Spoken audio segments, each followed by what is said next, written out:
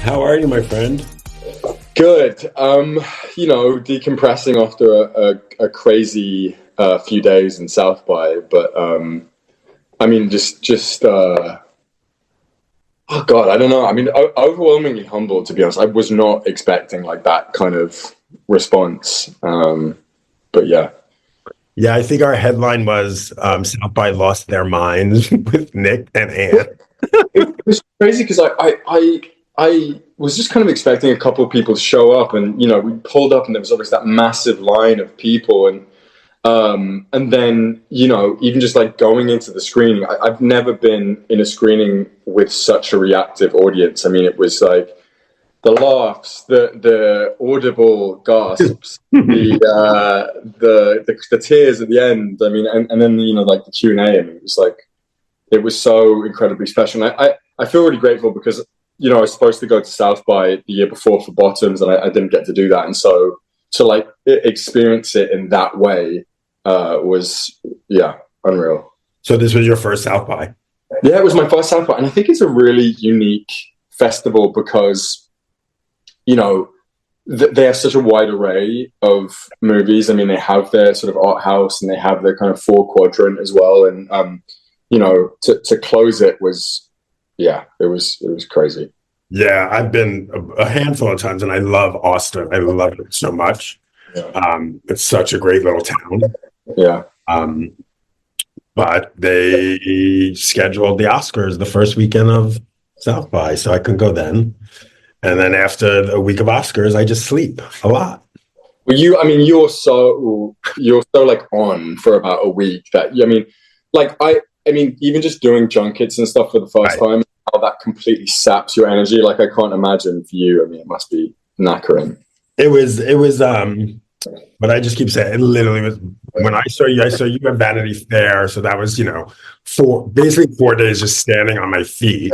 And it took me almost a full week to sort of like feel like I had hit by a truck. But I love it. This is not a complaint. I don't want to ever think I'm complaining about this because absolutely amazing. And I pinch myself every time I walk into an Oscar carpet, and that's the Vanity Fair. I don't take for granted. How did you feel this year with all of the nominated movies and everything like that? Was anything sort of unique you took from this year and interviews and stuff?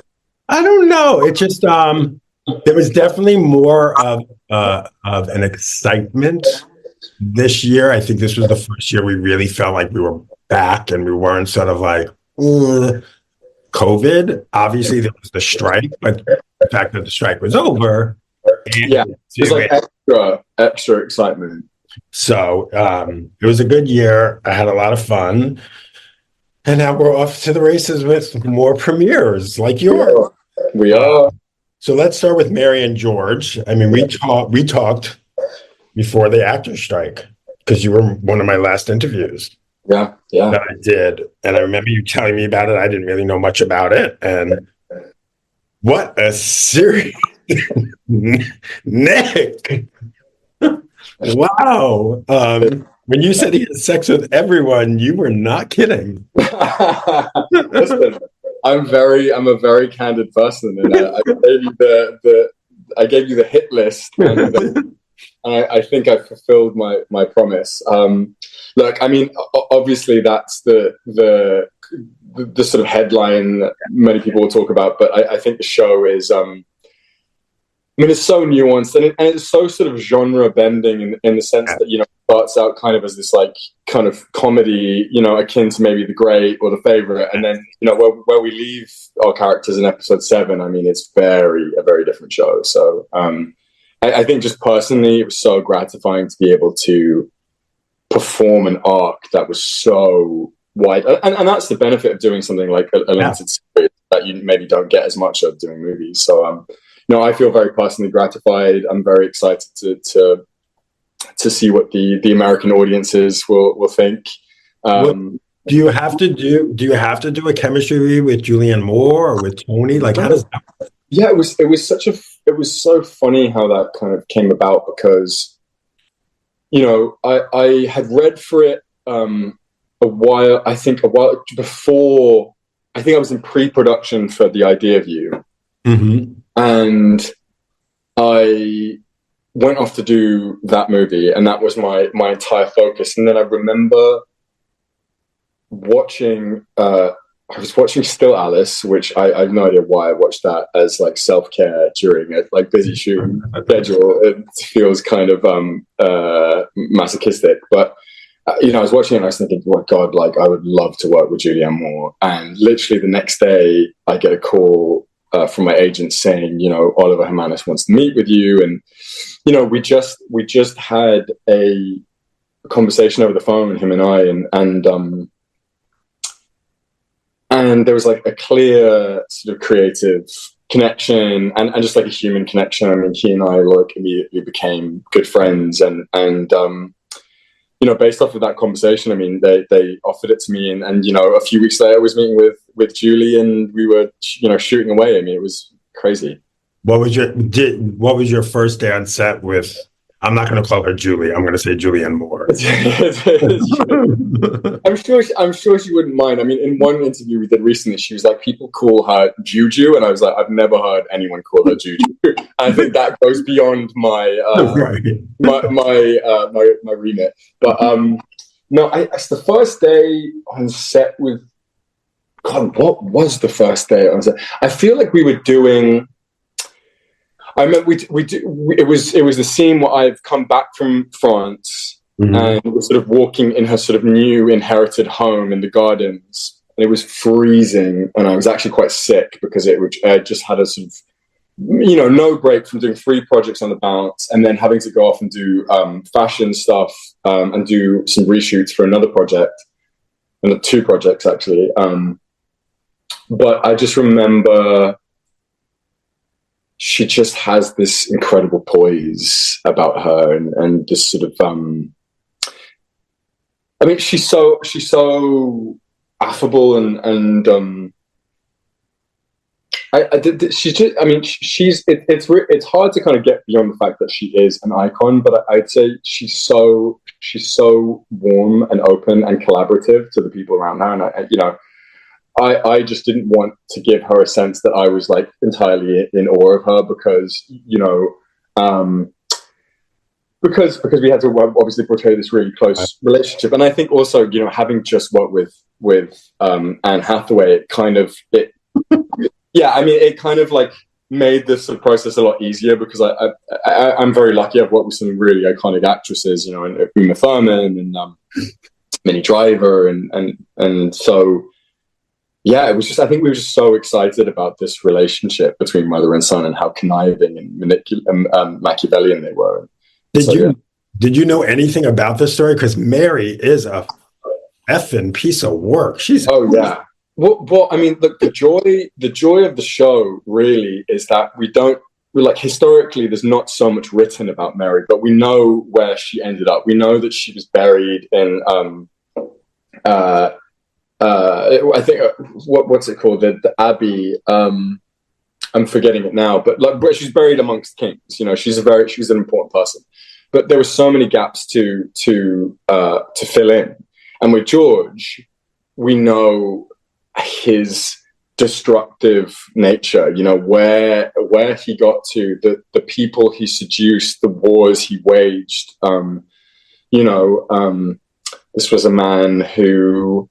Nothing seemed out of reach to him at the height of his powers. But similarly, I was more interested in his genesis, like how he became that. What was his sort of time like in France? And so we were just we were not sort of schooled coming into the project, but then we had some great historical resources, and then obviously like the script from DC Moore, which was just so. Filled with amazing language and opportunity. And I mean, it's interesting because, again, Mary is someone who speaks in soliloquies often and all of her sort of power kind of exists in her words. And George is much less of that, and it's more in his looks and his physicality and how he... it's much more of a physical performance, I think, and Mary's is much more sort of verbal, I think, which was very that sort of playing with each other and the power dynamics of that were very interesting. Was George the ultimate starfucker? Well, I mean, yes, and until he became the star himself, you know. I mean, I think, you know, one, his sort of voracious appetite and his fluidity, and, you know, in many ways his sort of ever-changing sense of identity allowed him to kind of cross all of these boundaries. But then, yeah, I mean, he got entirely seduced by the doors that this power could open. And so, you know, there were things even within the show that we didn't even have time to include. I mean, he very famously bedded the Queen of France as well. You know, he you know, he goes off to Spain, and still his appetites are not quenched, and that kind of obviously led to quite a destructive final chapter of his life. Are you a royal watcher? Are you someone who gets into the royals? Not really. I think that's kind of symptomatic of my generation in you know, growing up in the UK. But you know, especially this kind of time period, there's just so much inherent drama with it, and the royal court was such a place of intrigue and you know, politics and gossip, and it feels like it's the same today. I mean, now everyone's searching for Kate Middleton. Like, that's it's so funny. I guess I've just been so in press world. I mean, I had no idea so much going on. But no, there is just, I think, and what's exciting about this show, you know, to foreign audiences, is I think there is this sort of international fascination with this family and this lineage, and there's something just very almost fantastical about this world, and though it's based in history, you know, it feels heightened and exciting. Is it time to get rid of the royals? Does the UK need I am not classified to make any such grand statements, but I don't know. I mean, they're certainly entertaining. I mean, it's just, when I was watching it, you know, I was thinking about George. If it's modern times, would George be an influencer, and that's how he would get into the court? Like, you can't help but look at like what the, you know, the modern day are, and then obviously we're constantly hearing about this one sleeping with that one, sleeping with this one, and then I was getting very confused because I was doing a deep dive. I'm like, wait a minute, which James is this? Yeah, I'm so confused. Oh, well, there's so many. There's Jameses, and there's Charleses, and there's, you know, there's Henrys, and you know, it's interesting what you said before. I think the thing that it is so impactful about, you know, obviously there's a lot more accessibility in the modern age we live in. The fact that no one in over hundreds of years had ever climbed from such a low social standing to essentially, you know, being the King of England. And we see a lot of symmetry towards the end of the show. And, you know, there's that the scene that I so love in Spain where one of the Spanish dignitaries asks him, you know, like, how is it that they give you so much power? He says, but I take it. Like, I am the power. I am the king. I'm England.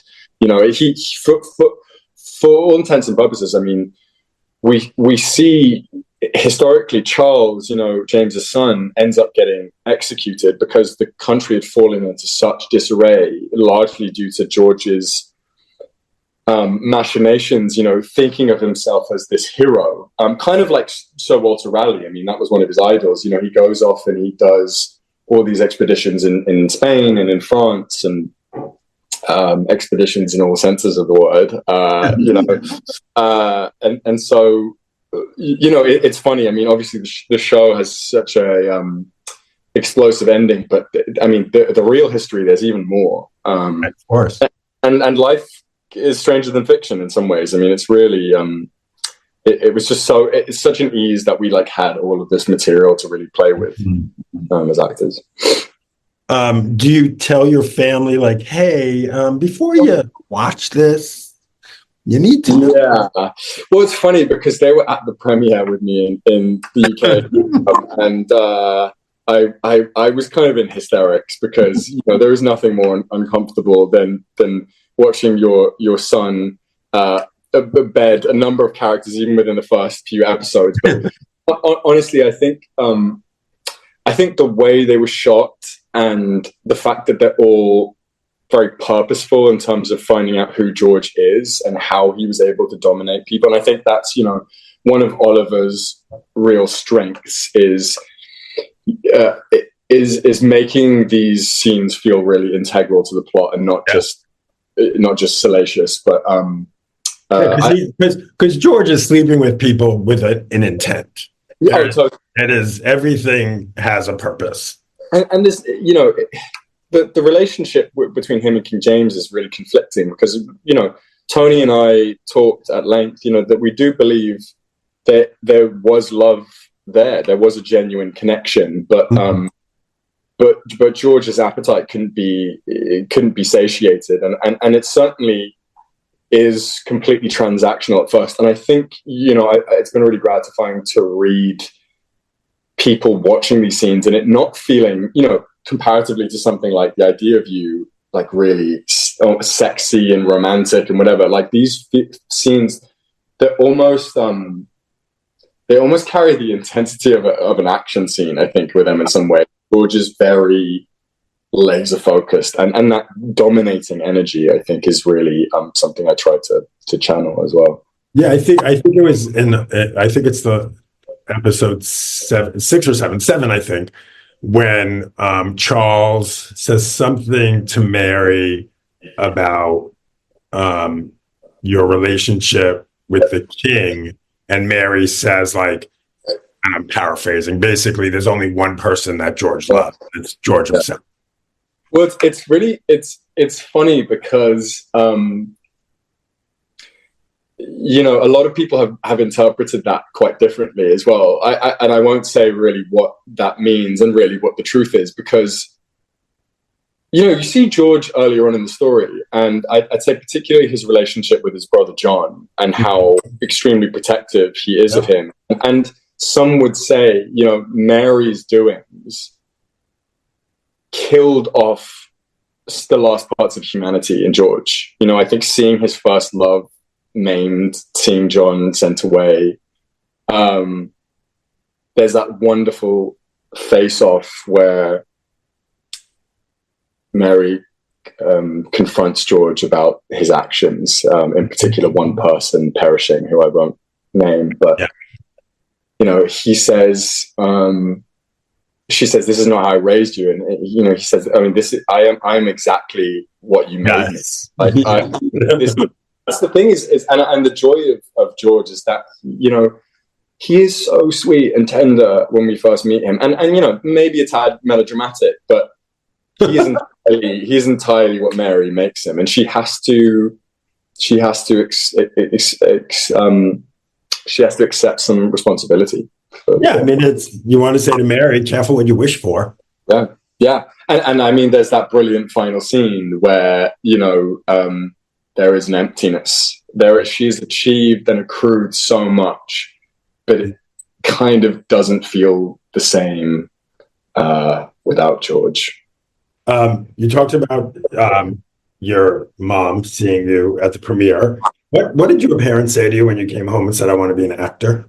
Well, it all happened so fast that I think it was almost like too quickly for them to process. I mean, it was like me joining the circus, really, in a way. And like my parents both came from, relatively little and are such brilliant, intelligent people and worked so hard. And there was, their son who'd committed a lifetime to sports, and that didn't work out. And then suddenly it was like, I'm going to do something equally unstable, or even more so, to be honest. But I think the fact that I had booked sort of the lead role in the first movie, and then sort of every role following was like one of the lead roles, they kind of started to grow in confidence. And then I think when I started working with the likes of Uma Thurman and Pierce Brosnan, and now we're at a point where it was it was so heartwarming. I mean, my mum, you know, she's always like a typical Greek mother. She's always really worried about, you know, the instability of this job. But she was very emotional at the premiere, and I think she's very proud that you know, I'd kind of come this far really with no training or anything like that, and I consider myself very, very lucky. I think that's obviously a large part of it, but you know, also I'd like to think work ethic too, and you know, it's just a joy to be able to do something that I'm so passionate about as a job, you know, because I think you and I can both agree, you know, what we do for work is incredible, and the fact that we get to be in this creative space is so lucky. How long were you auditioning before you booked that first movie? That was my first audition. Yeah, it was just crazy. I literally went, which is funny, Mark, because after that movie, I was like, oh, it's going to be easy from here on out. I'm just going to be whatever, you know. But I literally went from having never acted in my life to being the lead in a movie within the space of 2 months, and it was. Where did this come from? Like, did you tell your mom I'm going to go audition for this movie? Yeah, there was the Edinburgh Fringe Festival was really the sort of the big thing. I almost didn't go. My dad had to convince me to go along. I still didn't know what my grades were going to be for my final year of high school. You know, I found out in Edinburgh that they weren't that great, and then off the back of that play, an agent wanted to sign me, and so you know it was. Did the play for 2 weeks in Edinburgh, went down to London, signed with them, went on my first audition, booked the lead role, and then was starring opposite, you know, the late Luke Perry in that first micro-budget indie. And so, you know, I think the thing that really kept me on the straight and narrow was I was doing a lead role in a film at least once every year for the first few years of my career.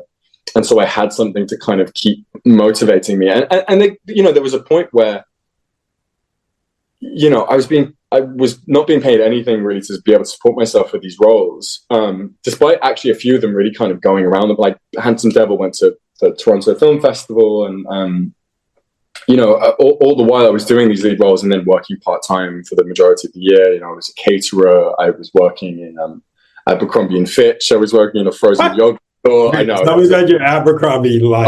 The low point in my life, but I was very desperate for money, and look, my parents. I'm really glad. Wait, did you stand in front of that was a line. I was like, I'm not willing for that to be on the internet forever. So I say while I take all of my clothes off for Mary and George, but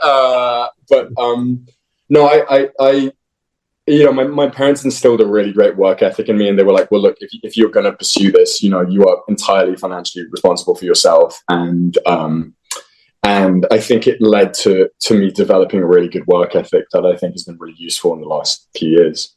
So were you a salesman at Abercrombie and Fitch? I was a frozen yogurt salesman as well. I was also a manny for a few years. I was a football coach.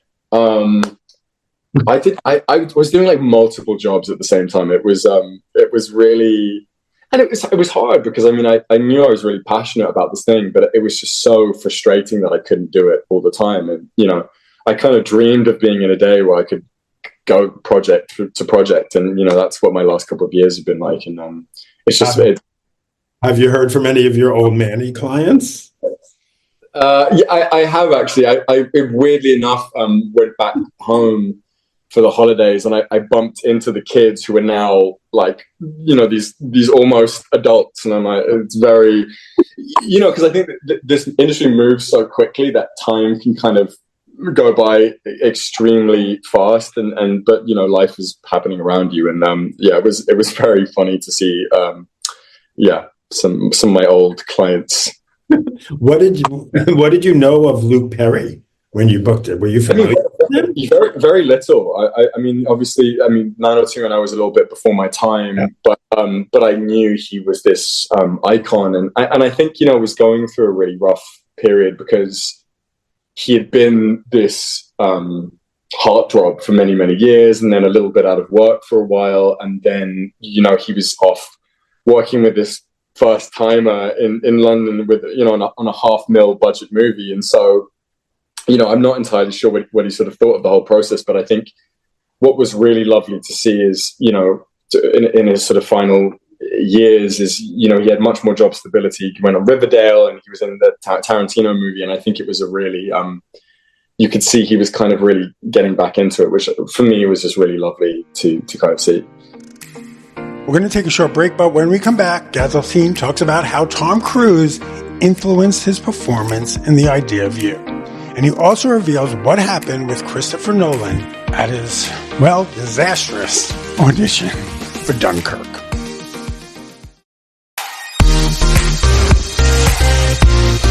Welcome back to Just for Variety. I'm Marc Malkin. In The Idea of You, Nicholas Galitzine plays Hayes Campbell, the lead singer of a boy band who falls in love with Celine, an older woman who he meets when she brings her daughter to his band's meet and greet at Coachella.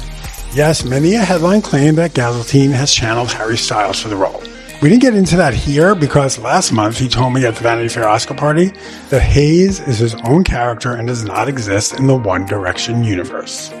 Are you nervous of fame? Are you scared of this fame thing?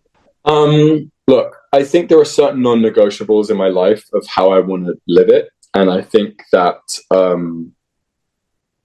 it will just be about negotiating what I can do and what I can't do, and just trying to remain as true to myself. I know I have a really wonderful community of people around me, but it's been adjustment. It's been an adjustment the last year or so, especially being so perceivable, I suppose, in public. But I've mostly had really positive experiences, and I think it's just a testament to people appreciating the work that I'm putting out, which is lovely to see. I mean, I couldn't help but, I saw The Idea of You yesterday. It's so good. But I'm watching, the paparazzi after Hayes and all of that fame. And I was thinking of you, like, this is it. This is happening. I see your fan base, on social, as, we joke about it, but they are passionate. And I have to imagine you've got to be a little nervous. You've got to be like, what's my private life and what's my... Yeah. I mean, look, I would say, like I said before, I mean, most everyone has been really respectful of me and the privacy I like to curate. You usually won't see me being, in places that I feel like are not purposeful. I think everything that I've sort of done recently all feels directly correlated to my work, which I think is the most important thing, because I think as actors, we have to maintain some level of mystique so people are able to see us in all of these different roles, being different people. And so that's very important to me. But I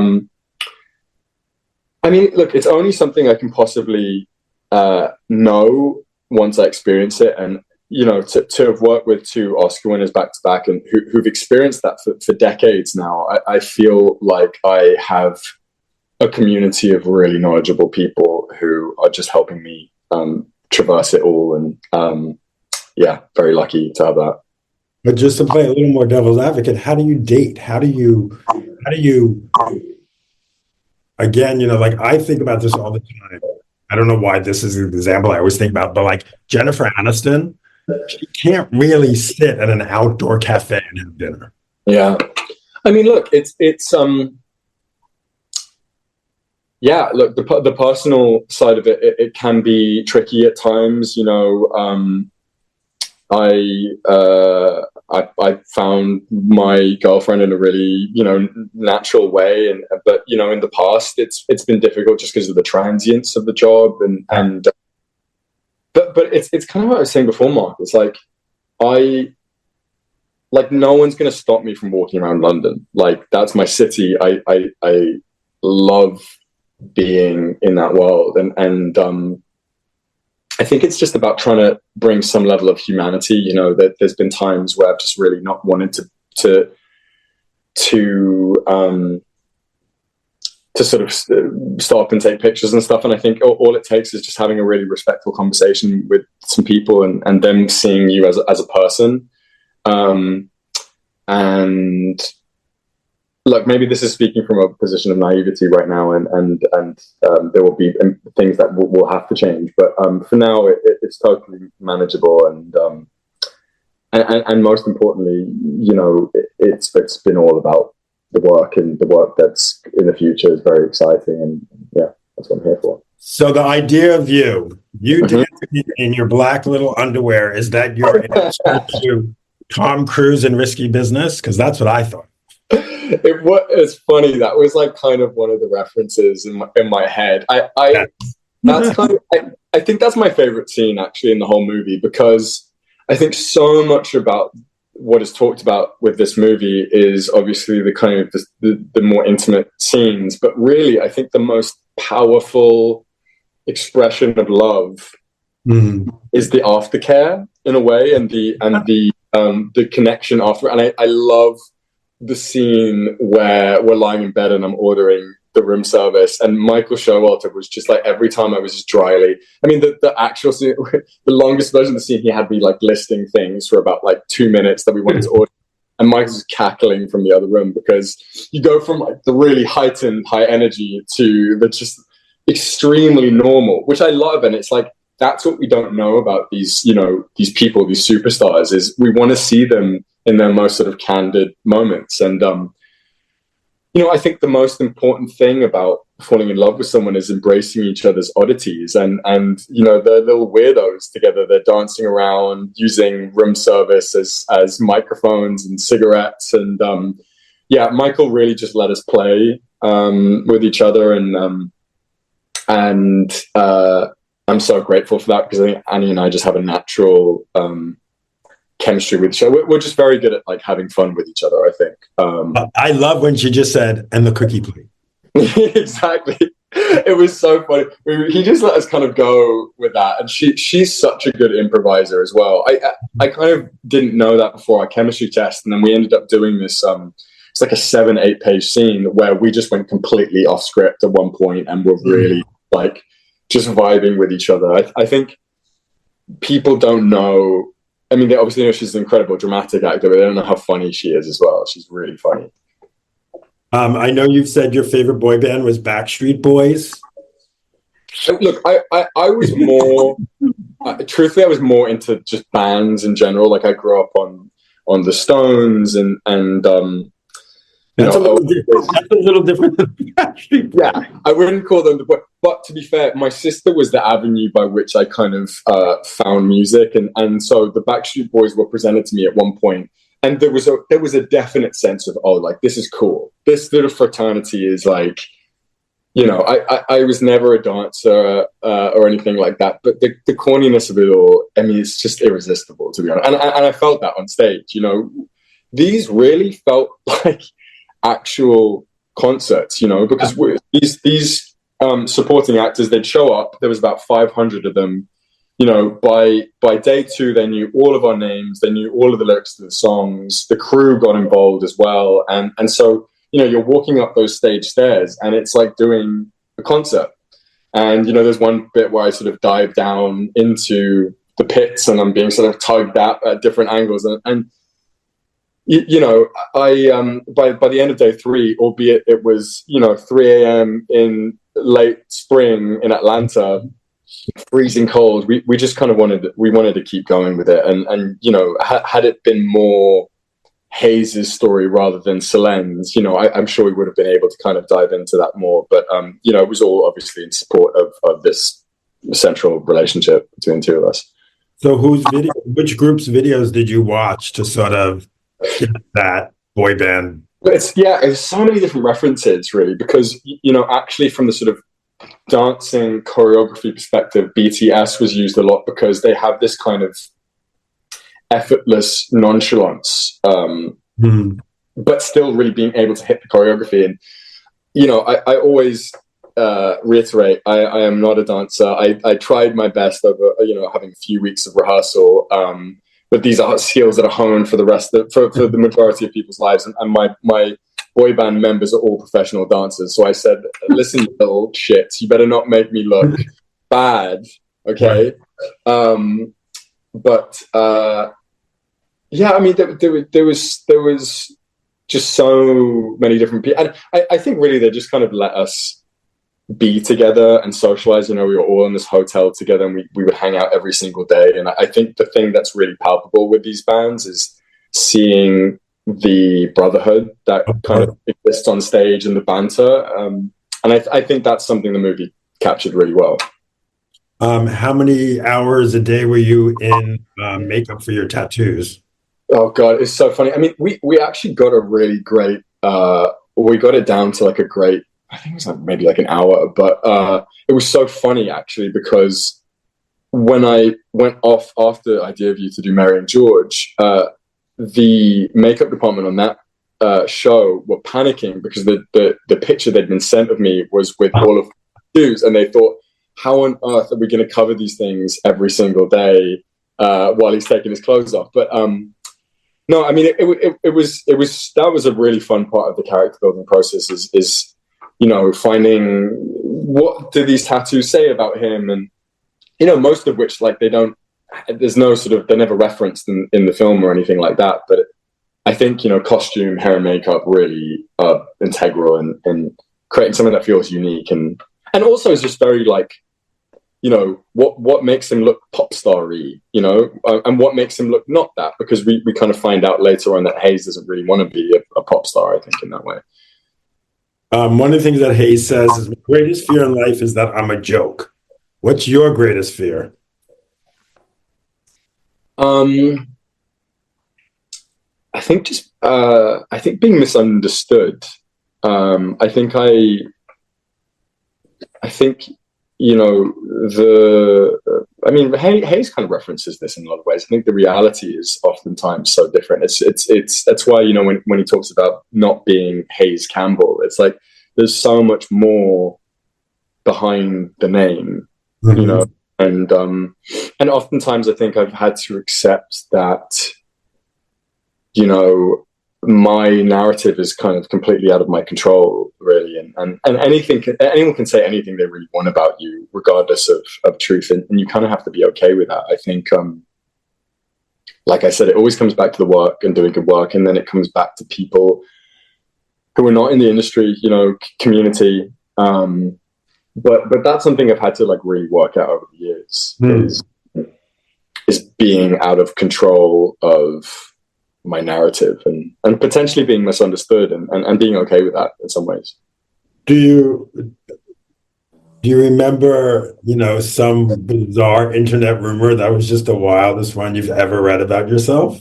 I mean, truth be told, I really I stay off the internet because I don't think it just doesn't serve me really in any ways, and I've had to be so active the last month or two with these couple of projects. But well, okay, I'll tell you something that was really funny, which is professional, but one of the few times I logged onto my Twitter, I was looking at my notifications, and I saw everyone was saying that I had been chosen to play Johnny Flame in the Fantastic Four. And it was funny because, you know, there had been conversations that had been had, but I knew for a fact it was Joseph Quinn, who I know and I think is brilliant. And it was like this awkward thing of like, you know, I clicked on the tweet and there's like 20K likes, and I'm like, oh God, like I wish I could just like put a stop to this because, Joseph had been mentioned as well, and he's going to absolutely, you know, kill that role. I think he's so talented. But I think that's the funny thing is it's just the constant stream of people supposedly signing contracts to be attached to certain things, and let me tell you, the majority of the time, it's not true. So that's another reason to stay off the internet, is to not believe that, you know, your team haven't told you that you've been and you're finding it out via Twitter. Did you text your team going, did I get the role? I'm confused. Yeah, it was a funny thing. I was like, guys, I have to, I'm sure it's not true, but I have to make certain it's not true, right? And they go, yeah, it's not true. But like I said, I mean, I'm really excited for wonderful cast, actually, you know, Pedro Pascal, I mean, as well. And so, but yeah, not this time. What has been your worst audition? What could you tell me? Oh God, Mark, I've had so bad auditions. I mean, I recently, Julie and I were talking in one of the junkets about I had to audition for young Tarzan, and I had to improvise this scene where I'm like protecting an orange, and at the time I just wasn't confident enough to go all out, and I just came off as this sort of very feeble, just socially awkward person, as opposed to this man who'd kind of been raised by apes. That one lives in my memory for a long, long time. I actually, I got very far in the Dunkirk process, and so much so that I met with Christopher Nolan, and I remember, I mean, he's one of my, filmmaking idols, and I remember being so excited for this audition, and we had a little preamble, but he's, he likes to kind of get down to business, and so he starts reading the scene, and it's not the scene that I prepared, and so he's kind of getting into it, and I'm like, I'm fully prepared to start improvising, because I was like, to me at the time, that was like the only way. This is some sort of test. And it gets to my line, and I'm just staring at him for like what feels like an eternity, and I like finally plucked up the courage to kind of, it almost felt sacrilegious to say, I'm sorry, Christopher Nolan, you have the wrong scene. I'm sorry. Or I'd just been royally screwed up by my team. But luckily, I said that to him, and it was a mistake, because there was multiple of these sort of dummy sides to sort of reading. But that was almost the most mortifying moment of my acting career in front of one of my idols. I was frozen, but yeah. Luckily, I mean, and went to some fantastic actors eventually. So yeah.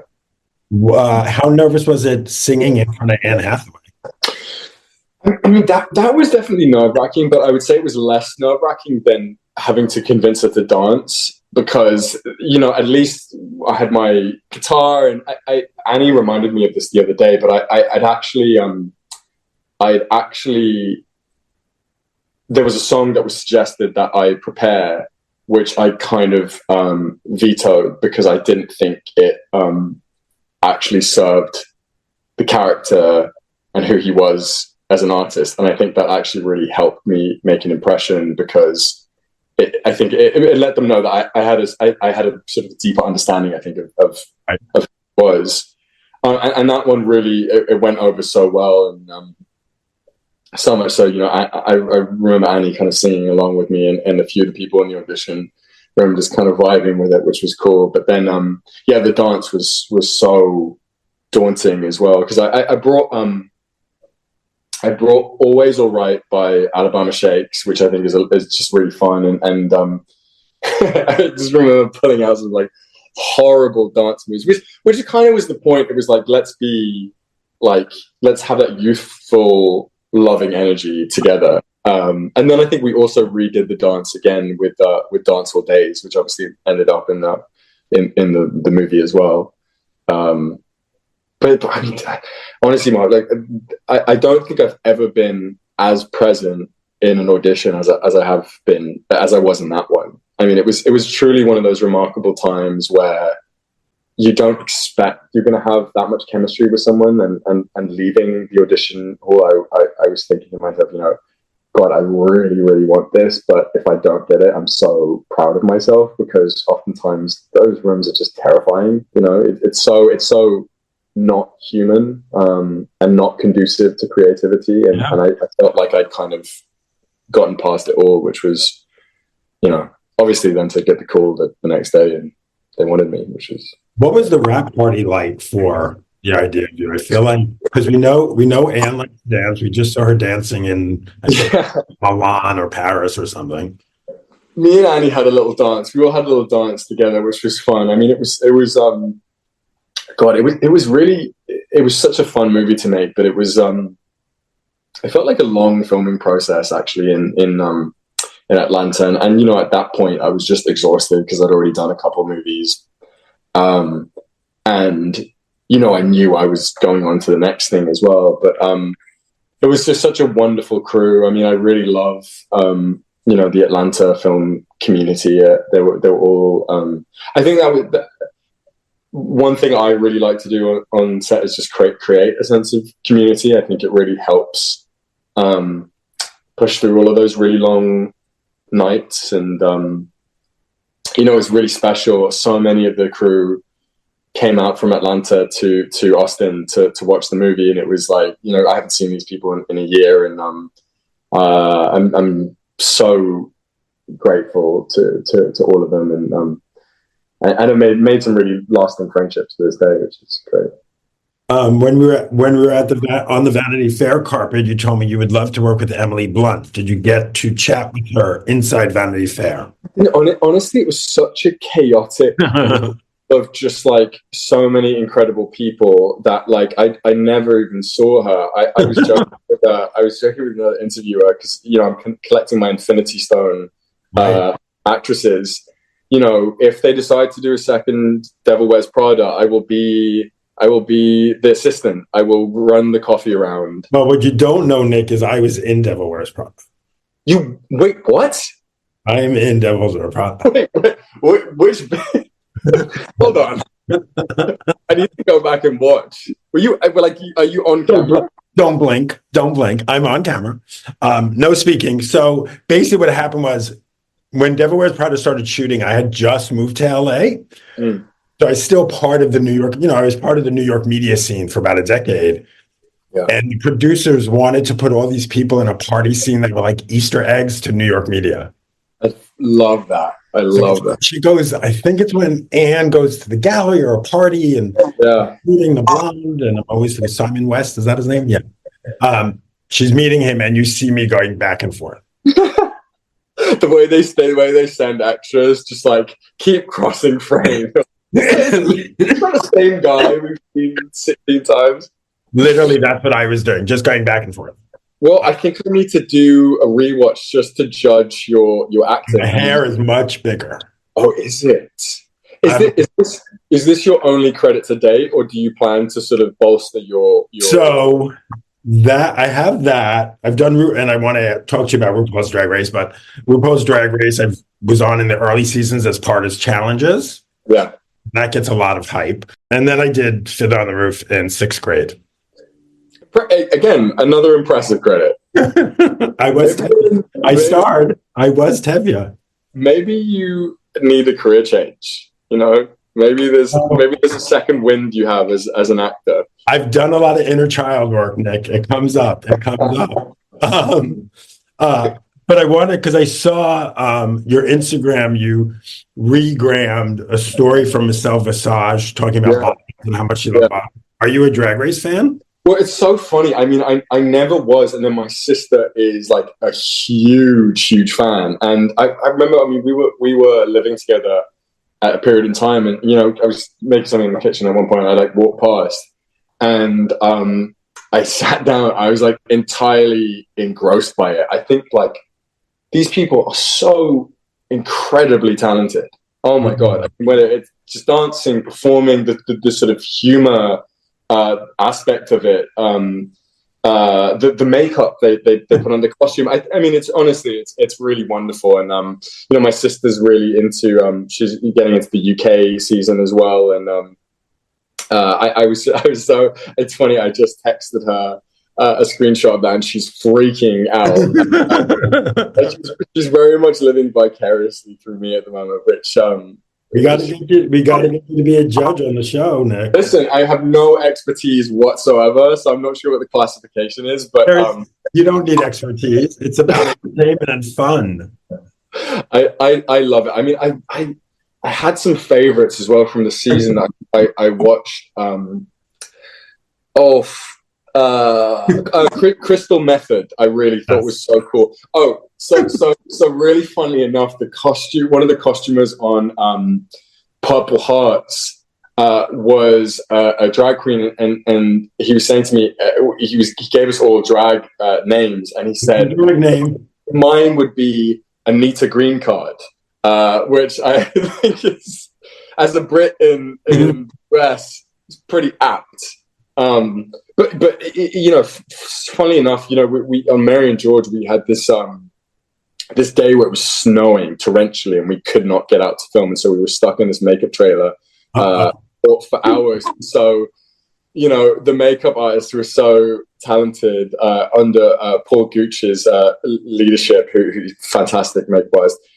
They, my costumer and I, she became a drag king, I became a drag queen, and we sort of did the makeup for a few hours, and I kind of went around tormenting people. Wait a minute, where are the photos? I'm sure they're online somewhere because I think I can't remember, they were posted at some point, but God, I mean, it's so much joy. And again, I have to say, like, the talent and the time that it goes into doing this, it's incredible. I have so much respect for them. Well, Nick, this was awesome. Love chatting to you, Mark. See you soon, mate. That was Nicholas Galitzine, and that's it for this episode of Just for Variety. Thanks for listening. I'll actually be back in a couple of days with another episode featuring a conversation with George McKay. The 1917 star has 2 movies on the horizon: the queer revenge thriller / love story Femme, and the science fiction romantic drama Le Bête, or The Beast. Until then, make sure to follow me on Twitter, Instagram, and TikTok. And for all breaking and exclusive Hollywood news, go to Variety.com. That's it for now. See you later.